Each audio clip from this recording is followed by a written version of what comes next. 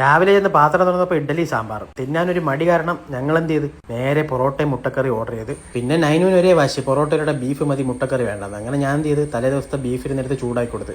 അപ്പം നിങ്ങൾ വിചാരിക്കും ഈ ജിമ്മിൽ പോകണോ നല്ല ഫുഡും കളഞ്ഞിട്ട് രാവിലെ എന്നിട്ട് ഇങ്ങനത്തെ ഫുഡ് വരെ തിന്നണമെന്ന്. വേറെ ഒന്നും കൊണ്ടല്ല, ഉടനെ തന്നെ ഡയറ്റ് തുടങ്ങി. അത് കഴിഞ്ഞാൽ പിന്നെ ഒന്നും തിന്നാൻ പറ്റില്ല. അങ്ങനെ ഫുഡെല്ലാം കഴിച്ചിട്ട് ഞങ്ങൾ നേരെ കുട്ടിയകിലിൻ്റെ വീട്ടിലോട്ട് പോയി. അവിടെ ചെന്ന് കാർ എടുത്ത് പോകുന്ന വഴിക്ക് കാറിനൊരു ചെറിയ കംപ്ലൈൻറ്റ്. കാർ ഇടയ്ക്കിടയ്ക്ക് സ്റ്റാർട്ട് ആവുന്നില്ല.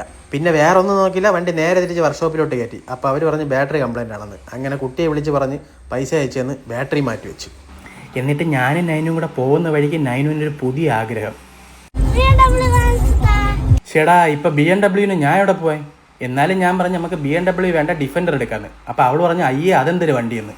അങ്ങനെ ഇപ്പോഴൊന്നും നടത്തി കൊടുക്കാൻ പറ്റാത്ത നൈനുവിൻ്റെ ആഗ്രഹങ്ങളും കേട്ട് ഞങ്ങൾ തിരിച്ച് വീണ്ടും കുട്ടിയുടെ വീട്ടിലെത്തി. അങ്ങനെ വണ്ടിയുടെ താക്കോലും വീട്ടിനകത്ത് വെച്ച് പൂട്ടി ഇറങ്ങിയപ്പോഴാണ് പെട്ടെന്ന് ആ കാര്യം ഞാൻ ഓർമ്മിച്ചത്. അപ്പം തന്നെ കഥ തുറന്ന് വീണ്ടും അകത്ത് കയറി. മറന്നുപോയത് വേറൊന്നുമല്ല, കാറ് ലോക്ക് ചെയ്യാൻ. അങ്ങനെ കീ എടുത്ത് കാറും ലോക്ക് ചെയ്ത് വീടും ലോക്ക് ചെയ്ത് ഇറങ്ങി. കുട്ടി ഒരു ഷൂട്ടിന് പോയതുകൊണ്ടാണ് ഇത്രയും ശ്രദ്ധ. എത്രയൊക്കെ ശ്രദ്ധിച്ചാലും ഡോറിൽ ഒരു വലിയും കൂടെ വലിച്ചിട്ട് പോയില്ലെങ്കിൽ ഒരു സമാധാനം കാണൂല. അതാണല്ലോ നമ്മൾ മലയാളീസ്. അങ്ങനെ ഞാനും നൈനും കൂടെ കുളത്തിന്റെ ഭംഗിയൊക്കെ ആസ്വദിച്ച് സൈഡ് വാരം എത്തിപ്പെട്ടതാണെങ്കിൽ നമ്മുടെ സ്വന്തം ഇലങ്കം ബ്യൂട്ടി പാർലറിൽ. വേറൊരിടത്തുമല്ല, നമ്മുടെ മുണ്ടയിലുള്ളത് തന്നെ എൻ്റെ സ്വന്തം ഹെയർ സ്റ്റൈലിസ്റ്റാണ് ഈ നിൽക്കുന്ന ചിക്കു. അപ്പം നൈനുവിന് കുറച്ച് ഫ്രണ്ട് മുടി വെട്ടണമെന്ന് കുറേ നാളുകൊണ്ട് ആഗ്രഹം. അങ്ങനെ ആഗ്രഹം പോലെ ആയിക്കോട്ടെ എന്ന് വിചാരിച്ച് ഞാനും നൈനും കൂടെ നേരെ കയറുന്ന മുടിയൊക്കെ വെട്ടിയിരുന്നപ്പോഴാണ് എനിക്കും പെട്ടെന്നൊരു ചിന്ത, സൈഡൊന്നും എടുത്താലൊന്നും. അങ്ങനെ ചിക്കുവിൻ്റെ പുലിത്തോലും വാരിച്ചുറ്റി ഞാനും കയറിയിരുന്ന് സൈഡ് അങ്ങ് എടുത്ത്.